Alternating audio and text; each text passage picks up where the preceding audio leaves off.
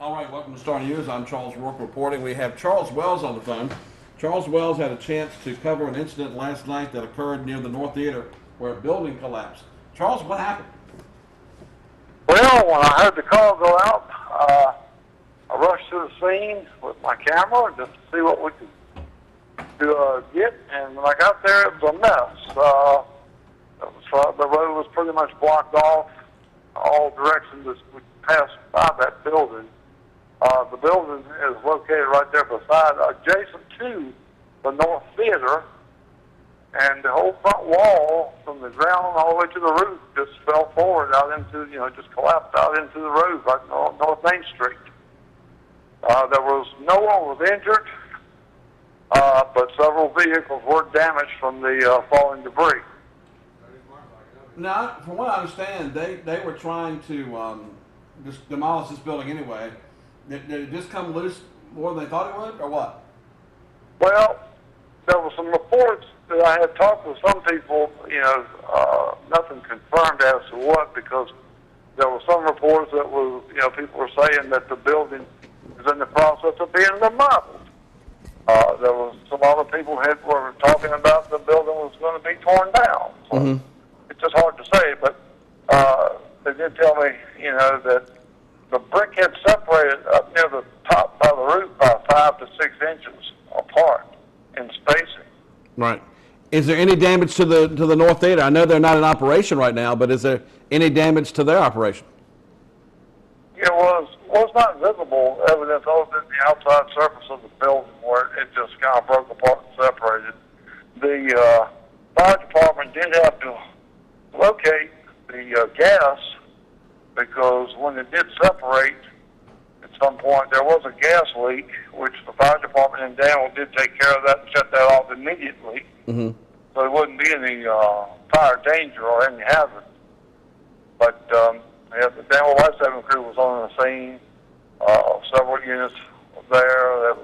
The fire department had 4 or 5 trucks for their apparatus to take care of any situation that may arise. Now we got video from today. How is it complicating things today? Well, the road is open. It's passable traffic-wise. They more or less, I guess, took like a front end loader and just pushed all the brick out of the roadway up onto the sidewalk area, and then they re-barricaded that area. I went over there this morning and shot that video, as in the day after the event, just to see the difference. And but it's kind of wet and rainy, but I got what I could for you. Well, you did good job, Charles. You always do a good job out shooting that video. But I want to go talk to you about when you got there. I mean, the whole street's blocked off. Did you think the whole building had collapsed? When it first came over the scanners, how did the report? That's what they said, something about a structure collapse, but I didn't know what the extent of it was. And then, went to the scene. And this happened just a little after 8 o'clock p.m. last night. Yeah. Do we know what caused this? Have they started the investigation yet? I'm sure they have.